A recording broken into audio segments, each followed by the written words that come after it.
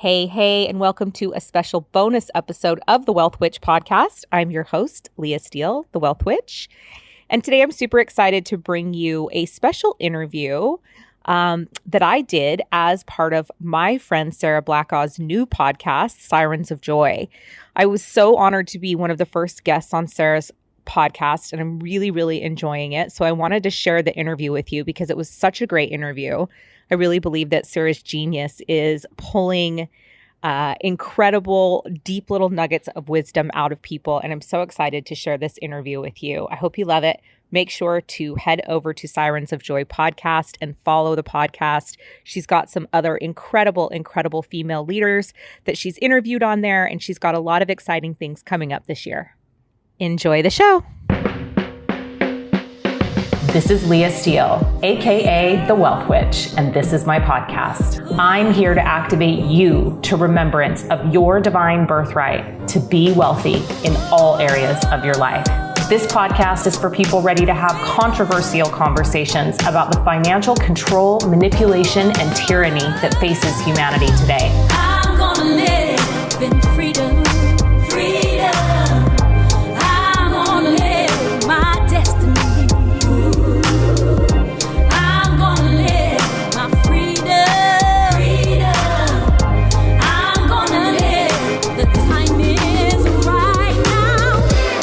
The Wealth Witch. It's for the people who are ready to wake up, deconstruct their wealth programming, and free themselves from the financial slavery consciousness that serves the global financial agenda. I'm committed to realizing a new global wealth paradigm where economic freedom is the reality and where you get to design and live the life of your dreams. Now let's do the damn thing. Hi, and welcome to Sirens of Joy, where I get to sit down with incredible female thought leaders and entrepreneurs to really hear the lessons and insights from them following their own path of joy. Now, before we started, I said to Leah jokingly, like, oh, you don't look joyful or something. She was just resting, getting ready. But it opens up an interesting question straight off of like, just because you follow your joy doesn't mean that everything is always rainbows, sunshine. You don't always have to be gleaming joy, do you? Well, not if you're me. Because you're like, I feel judged. And I was like, no, that's valid. Like, let's talk to that. We don't always have to be like, if we're following our joy and our bliss and our soul's calling. Yeah, no, absolutely. I mean, I feel like everybody experiences and expresses joy completely differently. Yeah. It's a very individual expression. And so some people, are over the top and happy, and you can see it in their face. And I feel like some people joy is in contentment. Yeah. And so for me, I really resonate with like when I feel most joyful, I'm feeling content. Yes. And it isn't necessarily this over the top outward expression. It's just more a feeling of at peaceness. Yeah. But that's when I feel joy. But I also get eerily calm when I'm ridiculously angry. So I don't know. It's an interesting one to unpack. And on that, I always normally start an episode by actually beforehand messaging the person coming in and saying like, what's your favorite food or what's your favorite drink? Because I love seeing, like you said, everyone gets excited or enjoys different things in life. So what did you say? You said Thai food and champagne. Yeah. So we've got some champagne coming for you shortly because it's so interesting. Some people are like mangoes, coconuts, chocolate, and then other people are like, could I have said lobster? And I'm like, well, how do you view the universe to be? Like, can you really ask for what you want in life? And that's actually probably a good segue into something I know you're really big on, and something that you've really taught me that ties in with this abundance and wealth consciousness is really claiming what we want in life and kind of unapologetically going for it. So I'd love you to explain your journey into how you do that in life, because I do see you do that in life. Life is about a series of decisions. Yeah. And that when we fully energetically back those decisions, then we're able to have the life that we deeply desire. And, I think a lot of people think like manifestation or creation is you have a thought about something and then you put it out there in the universe and then you wait for it to return. And I just don't see it that way. I see it as that actually can't even happen until you decide that you fully decide that you want the thing. And then you show up day after day, fully energetically backing your decisions, that's how you create the life that you deeply desire. Yeah. And I love a big piece for you is you really, like your mantra, I can't remember it off the top of my head, is really about, especially women, but like feeling deserving of that life you desire and going big with that, like not just pretending it's, oh yeah, I'm happy with, like actually like, can I feel deserving of the thing that I truly want? Can you speak into like helping women feel deserving? Yeah. So the thing I think that you always hear me say is that it's your divine birthright to be wealthy in all areas of your life. And you're so worthy and you're so deserving of that. And so I frequently will say the word wealthy actually comes from two words, well and healthy. So to be wealthy simply means to be well and healthy. And I do believe that it's everyone's divine birthright to be wealthy in all areas of their life. Yeah. And so I think that is the biggest thing that I work with people on, is getting them through the programming and conditioning that keeps them in lack and scarcity mentality and moving into a place where they do actually feel worthy and deserving. And in order to do that, I think we have to deconstruct and break down a lot of the programming and conditioning, a lot of the shit that's been passed down to us through generations. Yeah. Not only that's put on us, from the time we take our first breath on this planet, but that is literally passed down through our parents and our grandparents, and our great-grandparents and our great-great-grandparents. Can be a lot of work. That's the good stuff. And it's ongoing work too, isn't it? I know you're big on that. It's like not a one-time, oh yeah, I did this one course and now I'm like free of conditioning. I know you're really committed to doing that daily. And I'd love to like just backtrack a bit to your journey around wealth creation and feeling worthy of, because you do, like now you live an incredible life, you impact thousands of people and you're so committed to your work. And I know that comes from a space of deep gratitude for the life you live now. But it did take work. Like, what was that journey like for you? I've always been interested in money and wealth. And I did what every good American girl does. I followed the path and the plan, and I bought into the conditioning and the programming, and ended up, having a business and living in a house on the hill and living a country club lifestyle, and, had the kids in private school and was president of the PTA at the Catholic school, and was doing all the things, like all the things that I was meant to be doing. And was making money and was miserable, really, because I was not living a purpose-led life at all. I was not tapping into joy at all. I literally was going through the motions and doing what I had been programmed and conditioned to believe I was supposed to do. And so along that journey, I had my spiritual reawakening and recognized that I was miserable and that I wasn't doing my purpose work in the world, and promptly proceeded to implode my successful businesses. And yeah, I mean, it's funny because I like always feel like, we don't always have to tell these rags to riches stories, because I feel like, as humanity, we always want to hear that underdog story. Unfortunately, or fortunately, I do have one of those. So we lost everything. I'm so cliche. Yeah, and it is at some level. I'm just like, because I also don't want people to feel like they have to go through this tumultuous of a journey to expand and grow, right? Totally. But I did. Yeah. I also am very stubborn. So I think the universe was like, it has to be something that's going to like level her in order to get her to wake up. But, yeah, we lost our businesses. We lost $3 million. We ended up $1 million in debt. We lost a house. We lost a car, hours away from being homeless. And yeah, I, from that point, decided that I was no longer willing to live the life of an imposter or of somebody that I wasn't. And stepped into purpose-led living and decided to follow divine guidance and just really surrender my free will over to the will of God, source, universe, all that is, whatever you call it. I don't want people to get hung up on the name or the title. Yeah.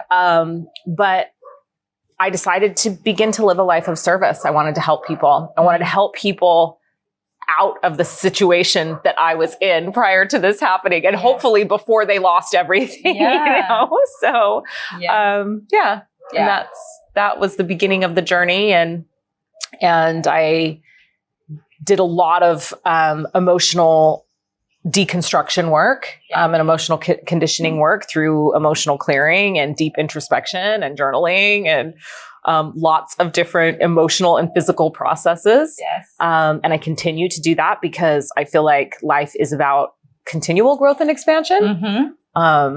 So that's sort of how the journey got me to this place. Yeah, I guess that's even another level of conditioning within the transformational space, is that we have to hit these rock bottoms to grow. And I know a message that I've seen you really consistently start to share with clients and on social media and stuff is that it doesn't have to be that way. We don't need these slap in the face moments to continue our expansion. And so how have you found that you level up with more grace and expand with more grace rather than needing shit to all fall apart to be like, oh, okay, I better listen? Well, again, I think it goes back to a decision, right? We are the most powerful creators in our reality. And if we choose to create scenarios and situations where things are difficult and hard for us, they're going to be difficult and hard for us.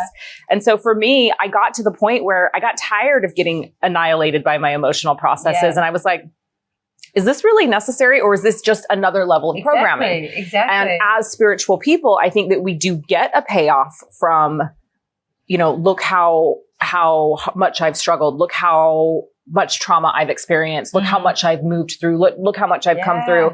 And when we go through a particularly hard emotional process, on the other side of it, all of our spiritual friends are like, well done, good job. So we get this payoff, right?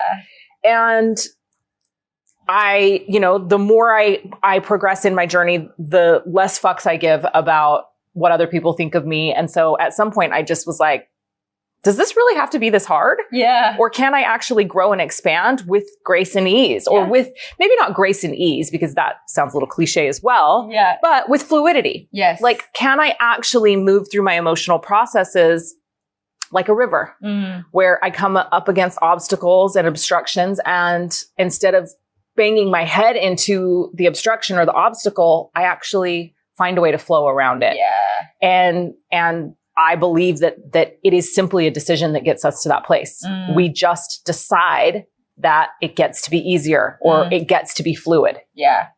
And some of your messaging is so simple, but it I hear you a lot say it's a decision. Everything is a decision, and it's your certainty that you bring to that. And as you say, energetically back it, that starts, the universe starts to sort of shape to that. And so I really feel like that's one of your superpowers, is your certainty. And when clients work with you, that's what I see you really gift them. I guess I know you love talking about conditioning and deconstructing that. With all the clients you work with, what are some of the biggest beliefs, conditioning, paradigms that you see block people from having wealth and living their purpose in the way they want to? Yeah, I mean, I think it all comes down to worthiness and deserving, right? We believe that we are not worthy and deserving because we're programmed and conditioned to believe that we're not worthy and we're not deserving. We're programmed and conditioned to not want too much, to not shine too much, to not expand too much, because us staying in our caste system or our class system, which absolutely exists all over the world, that is what benefits the global financial elite. Like, we are raised, programmed, and conditioned to be compliant commodities that serve a global financial agenda that serves a very small group of people. And it does not serve them if we expand too much, or we grow too much, or we step too much into our power. And so as a result of that, we're just continually programmed and conditioned to stay playing small. And that is continually reinforced by, in lots of ways, from our parents, from our grandparents, from our education systems, that we're not worthy of that we're not deserving. And it's done in really insidious ways. But like, stay humble. Be grateful for what you have. Be grateful for what you have. Not wish for more. Not, you're capable of so much more than you can imagine. Like, those are not the things that that are said to us as a child. Like, our mentors, our leaders, our guides, our teachers are continually telling us to be humble, right? Be grateful for what you have. And that doesn't outright say don't want more, but it does. Like at a deeply energetic level, be grateful for what you have. The real message that's coming is don't be greedy. Don't desire or want more. Yeah. And so that overreachingly is the biggest thing that I see. And people that are just really, really steeped in lack and scarcity mentality. Because we live in a world where we frequently feel like there isn't enough. And I'd love you to unpack that a bit more. Like, why do you think that is? Like, energetically, what holds that? Well, again, I think it's by design. I don't think that I think it's by design. I think that the insecurities of humanity are played upon to serve a small group of people. And that it's really difficult for us to see that because it's not something new. You know, it has been passed down to us through generations that have experienced the same thing. And so, I mean, there's so many things that we could talk about here, but I guess I'll just touch on that when we chose to move from a humanity that worshiped the feminine and worshiped the divine feminine, and we moved into a worship of a male God and moved into the patriarchy, we lost a lot of our knowingness about our own worth. Because then we began to outsource that to somebody else telling us whether we were worthy or not. And that's how we were controlled, is by saying, nope, you no longer get to use your intuition. You no longer get to use your knowing. Like and in fact, if you do that, you may be burned or killed, right? Like that was very, very dangerous. And so we shut down, and instead of going internally and looking for guidance from inside or from our connection to our highest self or our divine immortal soul or God, source, universe, all that is, we began to outsource that to male figureheads in our lives. Am I worthy of this? Am I deserving of this? Can I have that? And not listening to ourselves and not listening to what our soul knows. Yeah, I love that. I resonate with that. That's really like a lot of what this show is about, and the types of leaders I'm attracting on to open up these conversations. And I know one that you and I and Taryn are particularly passionate about, and a brand that we are launching this year is Witches of Wall Street. And I think this beautifully ties into what you're sharing of, you know, the connotation, because your brand even is the Wealth Witch, and you've been very bold in claiming that. And I feel like it is, and I love your perspective on deconstructing that, but it is these natural inherent gifts that we have as women, as everyone, but intuition and listening to the wisdom of the cycles and you know, it's these witchy things that got a bad title, but that's where our power is as well, to powerfully create our lives and our wealth in the way that we know is possible. Can you share a bit about that term witch and actually how that has a lot of gifts there for us if we're open to it? I mean, energetically, again, we've been programmed and conditioned to repel from that word. Yeah. And that was very intentional because they needed to control the feminine. They needed to eradicate the feminine's ability to empower through intuition, through healing, through wisdom. And so what happened? Well, you began to be called a witch, and anyone who was a witch died, essentially.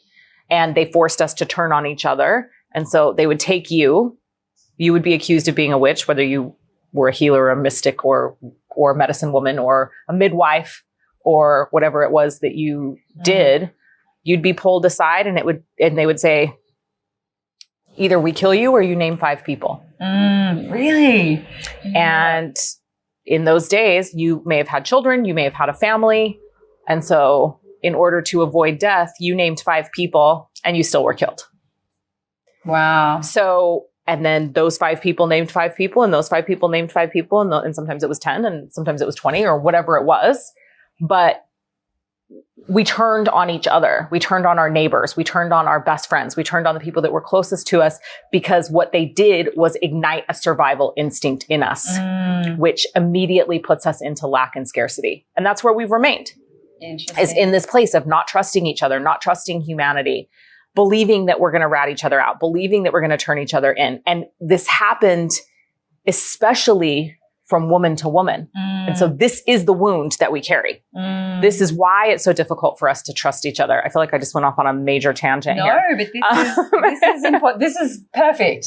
Continue. So, and I'm trying to remember the actual original question you asked me. But it's about like the witch and the power of the witch and how it did get really squashed out of us. And so I think it's like part of reclaiming that for me is saying, no, we are actually taking back our intuition. We are taking back our gifts of healing, of insight, of empowerment, of our gifts with herbs and medicine and our connection to the divine. We are taking that back.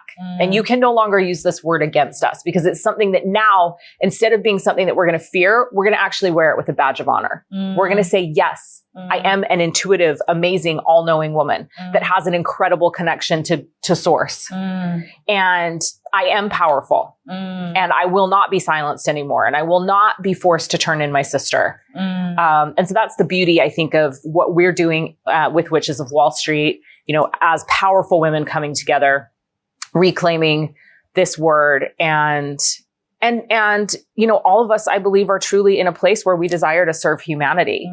And we desire to empower women. And that would have had us crucified at a time in the history of humanity. Yeah.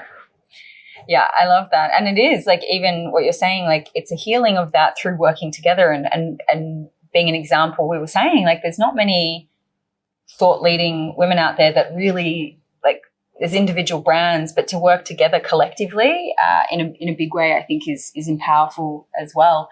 And what is the link between like women and money? Like, what do you see around that topic? Because there's again another layer of conditioning, I think, around women and money. Like, everyone has conditioning around money, but what do you see with your clients? I know you predominantly work with women. What do you see as some barriers around that? Yeah, well, I mean, when we talk just strictly about programming and conditioning, and this is actually one of the clears that I do in Ouroboros, which you haven't done yet, but it's coming later in the program, is we actually look at the programming and conditioning around the masculine and money and the feminine and money.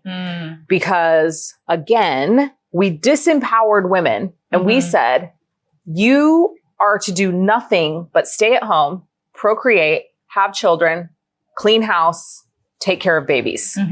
You are to be provided for. You are not to do the providing. And we said to men, you have to be the provider. The women are emotional. The men cannot be emotional. They have to be able to be the warriors and go out and provide. And women, you stay home. So we have this programming and conditioning, this innate programming and conditioning around, as women, I need to be provided for. And a man isn't a real man if he can't provide for me. And then the men having this pressure financially to be a provider, in what that means in a programmed and conditioned sense. And we existed that way for a really long time. And then there came the rise of the feminist movement. And then we said, no, women, take your power back, go out in the workforce, be independent, provide for yourselves. And I know I have a lot of friends who were raised by single moms like me. And my household was all about be independent. You don't need a man. You can make your own money. You can make your own way in the world, and it was don't depend on a man for anything.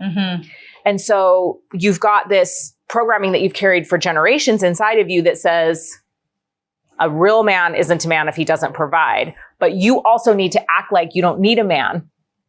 And so there's this real internal war that happens for women right now, because we do want to be independent. We do want to reclaim our empowerment, but we don't have a healthy understanding or relationship with what it means to be feminine or be in our feminine nature or embrace that, the light and the dark of it, in relation to money because there's so much shadow around it and what it's supposed to look like and how it's supposed to be. And it's like, there's something wrong with you if you can't go out and make your own money, but there's also something wrong with you if you don't find a man that makes as much money as you do or more and can't provide for you. Like we have all of this deep confusion around gender roles when it comes to money, wealth, abundance, and currency, because we have a lot of conflicting ideas and behaviors. This also emasculates our men because with the rise of the feminist movement, and more recently, the toxic masculinity movement, it's like, you need to be more emotional, men. Stop being so manly, right? Stop being what we programmed and conditioned you to be for generations. And worried about just going out and making money and providing and not being emotional. Now you need to be emotional, but you still need to provide. Yes. Oh my God. And if you're not providing, then there's something wrong with you. But if you're not emotional, then there's something wrong with you. So basically there's just something wrong with everyone. No matter what you're doing it wrong. You're wrong. You're wrong. And you need to go and work on yourself for another 5 years. Right. And here's the thing. That also keeps us disempowered. Yeah. That is done by design, right? It's happening by design. Keeps us divided. It keeps us confused. Yeah. The more emotionally charged and confused we are, the easier we are to manipulate. Wow. I feel like we've just unpacked something massive there. Well, I can even relate to that. Like it's confusing to the levels of conditioning, and you peel through one layer and then there's this other layer. Like how do you personally and with your clients really work to getting to the truth of what's my truth within all of this? Yeah. Well, I think that our truth within all of it is constantly in a state of evolution. Yes. So I don't worry too much about getting to the thing. Yeah. It's like, where am I in the journey? Yeah. And the thing about this life, the beauty of this life is that it's a journey, right? We are actually here to experience the journey, not the end result. Yes. And so if we stay in that state of just constantly striving to tap into the highest level version of ourselves, and so we keep looking at whatever the obstacle is, or whatever the perceived block is, or whatever the projection is, or whatever the programming is, or whatever the conditioning is, and we address those things as they come to us from a position of, the other side of this, the outcome I want from this is to be the highest level version of myself, then I feel like we're being successful on our journey, on the journey that is humanity, right? That is our existence on this planet. And so, to me, it is continually about coming back to a space of divine alignment. And I do that by consciously connecting to source and to my higher self on a daily basis. And being disciplined and dedicated in those practices that keep me in that connection. Because when I'm in that connection, I can bring myself back into alignment. And bringing myself back into alignment is what allows me to see all of that stuff in the first place, and allows me to overcome it or move through it or move around it, as the case may be, if we're trying to stay in that state of fluidity. Yeah, I love it. And I know journaling's a huge practice for you, isn't it? Just to get curious, like really get curious, like check things out, question things. I know that's something you talk a lot about. It's just like, is that really true? And asking yourself questions. Is that what you do a lot in your journaling? Oh yeah. I mean, that to me is what I do each moment of every day. Yeah. Like I truly believe to live this life to the best of our ability, we have to question everything. Yeah. And just stay in that constant state of curiosity. Especially when it comes to our own beliefs. Yeah. And so for me, journaling is a really incredible way to do that, to just continually be checking in with myself and asking myself the questions that need to be asked. Cheers. We got good at this now. Oh, you almost didn't drink though. I almost didn't. Which is the problem. I spoke too soon because last year we had lots of cool things to celebrate and we got really good at the 3, 2, 1 cheers and then drink, and I nearly just stuffed it up. So we have our champagnes now. We've arrived, and I'm just going to say on the break, we had a break just briefly, but it carried on. We've got a few other women behind the scenes here into a really interesting conversation that carried on from what we were talking about with this masculine feminine thing. And what it just proved to me is how freaking confusing this actually is, because everyone was gathered round and we're like, how do we break through that? Is there anything else you want to share before we move on? Because there's a lot there. I mean, I feel like I probably need to do a whole podcast on this now that we're sitting here having this conversation. Yeah. and maybe it's, maybe we find another way to like actually go into and have more dialogue around this topic separately, because it's a big one. It's huge. It's something that's facing every single human on this planet, because there's stuff for the masculine and there's stuff for the feminine. Yeah. And I think I guess I'll just leave it for now with the thing that we were talking about, which is there's nothing wrong with you. You're not broken. Yes. You have definitely been programmed and conditioned to be this person that you are. Yeah. But, if you're an independent woman who makes her own money and is, a little bit of a ball buster and very, very direct, like me, there's nothing wrong with that. Just love You don't that. need to be something different. Yeah. And if you're an extremely feminine woman that is, really in touch with her emotions and loves to be in that state of receptivity and fluidity, and doesn't necessarily want to go out and make money, that wants to stay home and have babies and be provided for and cared for, there's nothing wrong with you. Totally. Like, we get to each be who we are. The thing that I would encourage you to do is question your own beliefs. And if you feel like there's something wrong, or you feel like you should be something else, because I think as humans, that's our nature, right? We're always striving towards being something different than we are, especially if we're on a journey of spiritual growth and expansion. Like, by nature, to be a spiritual being means you're trying to change yourself. Yeah. So question why. Yeah. Are you doing it because somebody's telling you you're not good enough, or you think that people are perceiving you as not good enough just as you are? Because the truth is that each and every one of us is perfect just as we are. And now, if you choose to take a journey of spiritual growth and expansion and better yourself, amazing. But do it because it feels good to you. Do it because it's something that you want, not because you're being conditioned or programmed to believe that you're not good enough as you are. Let's just let that land. Because it's so true. And I love what you're speaking to here. It's like, where's it coming from? Like, that to me, when you're doing the journaling or you want to up level, it's just like checking out, where is this really coming from? Is it coming from I'm not whole and complete and there's something wrong, so therefore I need to do this? Or is it coming from, this is just what I love. This is who I am. This is what inspires me. And they're very different energies, and they're going to get very different outcomes as well. So yeah, it's beautiful. And it's so perfect for what this podcast is about. It's like letting go and deconstructing anything you think you need to be in order to have the life you want. And that's such a cool example of that we've just delved into over Champers. Yeah.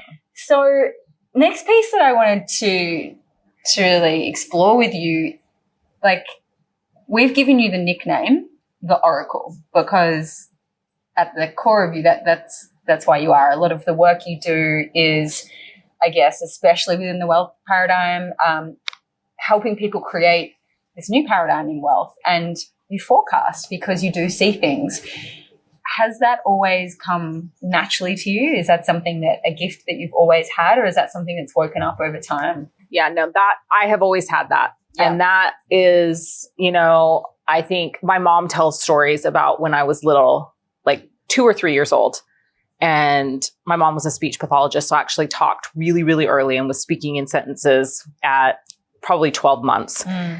But when I was little and my mom and I would be out shopping or something, I would be like, Grandma's calling. And she'd be like, oh, you mean you want to call Grandma when we get home? And I'd be like, no, Grandma's calling. And this was before caller ID and cell phones, right? So I dated myself there. But, and then we would go home and my grandma would call back and be like, oh, hey, I called you at 1:00 today. Yeah. Right when I was saying Grandma was calling. Yeah. And so that is just something that has been with me from the time I came to this planet. Like, my claircognizance, my knowing is my strongest gift. And the other side of it is it's always just been something that I trusted. And even in my 20s and 30s, when I felt like I'd shut down all my spiritual gifts and had walked away from all of that, I would always just be like, oh yeah, I have great instincts. In business, I would be like, oh, I have great instincts. Yeah. I don't have great instincts. I have a knowing, right? Like, I have claircognizance. I have clear, intuitive knowing. Yes. And I guess I would say that over the last maybe 10 years, the ability to see more into the future has come. So I've always had that sort of present knowing. And I guess over the last 10 years, And certainly since living in Bali. I mean, Bali is like this whole other level, like it just amplifies all spiritual gifts. Totally. So since being here, the premonitions or what's coming in the future has been a lot stronger. Amazing. I love that. And what do you see coming? Well, I see humanity winning, you know, and I think that that's I think that's the most important thing to say. I think it's going to be a long and arduous journey. I think that we have a lot of rough years ahead of us. Yeah. I think between now and 2027 are going to be some of, if we end up looking back, you know, if our children and our children's children look back, this time between 2019 and 2027 is going to be some of the most perilous, tumultuous times in the history of humanity.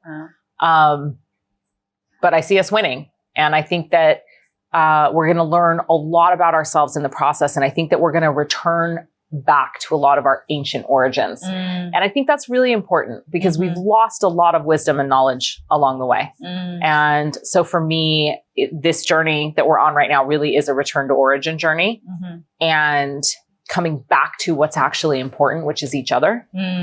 And shedding this programming and conditioning and deciding that we no longer want to be controlled and manipulated. And just really stepping into our individual sovereignty, but through stepping into that individual sovereignty, actually elevating the collective and the consciousness of the collective. So, you know, we have to dismantle all these old broken systems that don't work for us anymore. And that's going to be rough. It's going to be hard. It's going to be scary. But I truly believe that there's a much more beautiful life on the other side of it. And I feel like we're so blessed because we live in Bali and we're actually like, I think life's going to be more like this. I think life is going to be more like what we experience in Bali, where there's just love. Like the underlying emotional state of this island is love. Yeah. And you don't experience that in a lot of other places in the world. Yeah. I know that it is something that we continually are so grateful for because there's a simplicity here. The Balinese, the way they pray, the way that they connected with the land, the way they connected, we learn a lot from how their culture works, and we often are so grateful that we get to be here.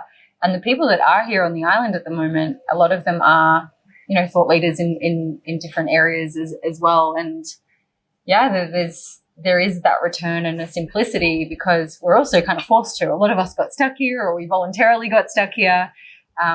But I definitely know that we always talk about how grateful we do feel to be here. And there's a freedom here still. We're not as controlled and in lockdown as other areas. So that's also what allows us to be in a good space so that we can create content and get our messages out there and support others during this time. So it's beautiful. There's something else I was going to ask. Oh, yeah. So in your forecasting, like I love that you said humanity wins because I was like, yes, cheers. Like, you know, it's like the end of a movie. We win. We know we win, but we're going to have skip to the end. We won. We're going to have to do the hero's journey of the ups and downs as a collective. Where do you also see the new paradigm of wealth fitting into this? Like, what do you see is going to happen with, particularly within the wealth paradigm in these next, say, 5? I believe that we will see a complete dismantling of our current financial systems and structures.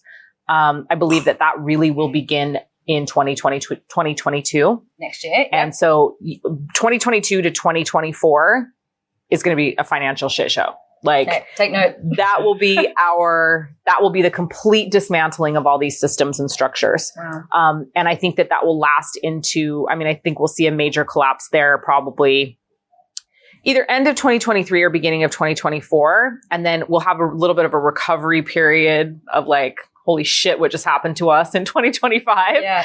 And then I believe by 2027, we'll have anchored in some new financial systems and structures that work for us. Yes. And I really see a return back to the way we've done things in ancient civilizations.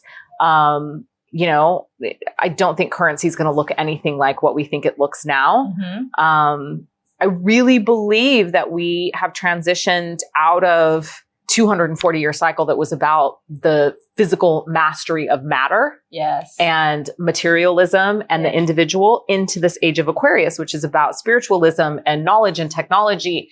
And so I expect to see aspects of all of that in how we do money and how we deal with money. And, you know, I think that we can expect real tremendous advancements in digital currencies and how we deal and trade and play in those areas. But it may be after a period of not having access to that stuff. Interesting.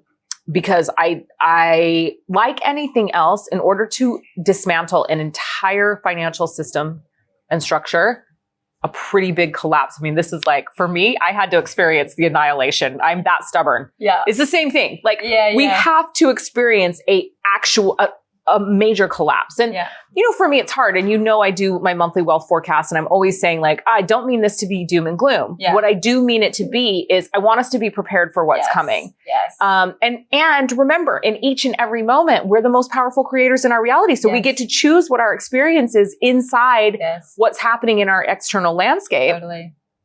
Because at the very base level, our internal landscape dictates our actual external landscape. But these things that are happening in the world, we have to have a dismantling.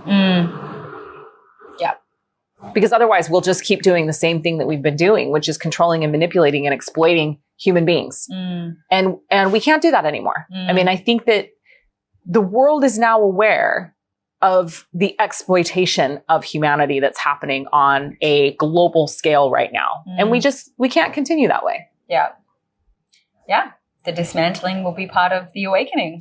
And it's going to be harder for some than it is for others. And this is, again, I know you talk a lot about it. It's a topic we're all really passionate about, is self-mastery and having the tools to be able to navigate and create your own reality no matter what is happening around you, because that is all very, you know, that could get really messy. And so your ability to know how to create your own reality, to be in your center, no matter what's happening, is becoming more important than ever. And I know you're huge on that. So how do we prepare? Hold on to your heinies. Hold on to your heinies. Right. Wow. Drink champagne. Yes, drink a lot of champagne, the expensive kind, preferably, because who knows how long that's going to be around. Oh my god. No, I think that's nectar of the gods, right? It will always be here. We'll always have expensive, amazing champagne. I can guarantee that if champagne starts going down, Taryn and I will find a way to make sure that we have. This is where powerful creating your reality really comes in. Right. Preserve the champagne. There will be none on the island, and yet Leah will find a way to manifest a bottle of Moe. So, how I believe that we prepare is exactly what you just said. We embark on journeys of self-mastery. We dedicate ourselves to radical self-responsibility and self-accountability. We cultivate a connection with our divine immortal soul and with God, source, universe, all that is. Goddess, right? whatever. Goddess, whatever. Yes, all the things, whatever it is that you call it. We tap into our inner knowing. And we spend moments each day cultivating that connection and asking how we should move forward. Because for me, as long as I'm doing that, I don't make wrong moves. And so for humanity as a whole, I truly believe that's what we need to be doing, because we will always be shown what to do. We will always be shown what's next. Now, from practical standpoint, I wouldn't be keeping all your money in one bank. I would definitely be diversifying your resources, be it in crypto, in precious metals, I think are huge. And it's something I'm not hearing enough people talk about right now. I really, truly believe that investment in gold, silver, and actually junk silver is really important. Because when this system dismantles, you're going to need something to trade. And you're not going to be able to take your bar or even your ounce of gold to the local market and pay for a chicken, right? It's a sliver of silver. Right. No, you're going to need some junk silver to be able to trade because we're going to go back to what do we physically have to give in exchange. Yeah. And I would be getting yourself somewhere on this planet where the grid lines and the ley lines aren't completely, totally energetically fucked. Yeah. Like, In so simple terms. all of you Americans, get out. time to get out. But really, I mean, you know, you have to look at what is the energy of a place? How does it feel? And if the shit hit the fan and all went south, would you want to be stuck there? Because I'm pretty sure that we can say we're happy to be stuck here. Yeah. Like if the shit hits the fan and everything goes off the grid and you know, we lose all the money in our crypto wallets. Yeah. Like we're good here. Yeah, we will find a way. There's coconuts. There's Maui, like for now. So I think that is, you know, and we'll start to wrap it up, but really important to think about it. It is forcing us this time to think more about what is in our direct environment as well. And I know we've really like strengthened and created a great community here. We're integrated with the culture. We do have access to food, water. Like you do start to think more like what is in my direct environment and bugs. And yeah, if shit did hit the fan, am I happy with what's here right now around me to support my evolution and to support me in these times? And I feel like we do need to get really intentional about that. And if we're not happy where we are and with what's in our environment, because environment is really everything, is it time for a move? Bali's here, just saying. There's some of you. And there are many incredible places with great ley lines on this planet. And I think that that's actually probably what we'll see happening is people moving out of places that are energetically hard to be in and moving to other places that feel more energetically light and supportive of the direction that humanity's moving in. Definitely. I think if Australia would stop being so crazy and open up their borders, a lot of people would actually go there because they believe that those Aboriginal lands and the ley lines in Australia are really, really supportive of where we're going as humanity. But yeah. And by the way, we're not like on commission to like bring people to Bali or Australia, but it is something to really, you know, be thinking about. And so we'll start to like wrap it up. I guess just like my reflections from this interview, like I know you well on a personal level. I love how much wisdom that you share, and there's so much that's landed for me. What I'm also getting is like, yes, you're the wealth witch and you speak to wealth, but there's so much more depth where it's all connected. Like it's connected to this conditioning. It's connected to the confusion and the control and the masculine, feminine. Like it is all really interconnected. And the biggest message I feel like I get with you is like really that radical self-responsibility for life, stripping back the layers, committing to that work on a daily basis with discipline and devotion to not only your own expansion, but of being of service. Like the more we do that work ourselves, the more we free ourselves, the more we can show up from a real place of offering something that really impacts and adds value. And I see your commitment to that, and I really honor your commitment to that because you're very, very devoted and moved by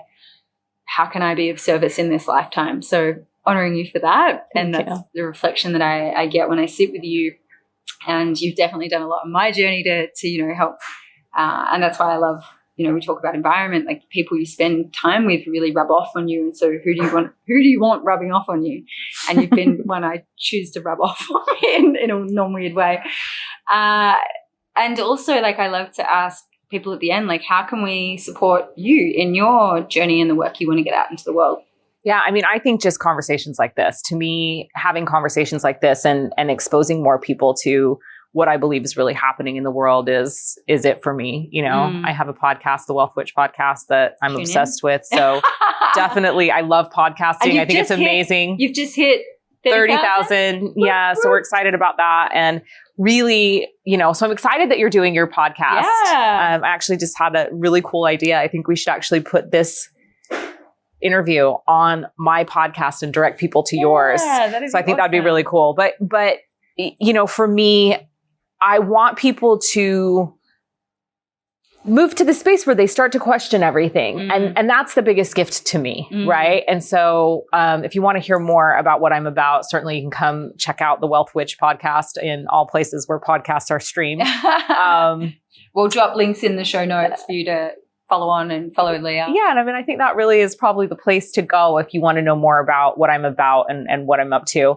I think I'll just say, like, I loved what you just said and that reflection back to me. And, I frequently will say that money or wealth is the gateway drug to spirituality. Yeah. Because it's actually not about money or wealth. It's never about money or wealth. No. It's about all the other issues. It's just that everyone has money and wealth issues. Yes. And so it's a good access point to them. I totally get that. I think I've said before, like, it's often the most controversial conditioned topics of like money, sexuality, like power, like witch. So, like all those controversial are where the most power is when we delve into like what's underneath that. And I think you beautifully tackle those really controversial charged topics. So again, honoring you for that.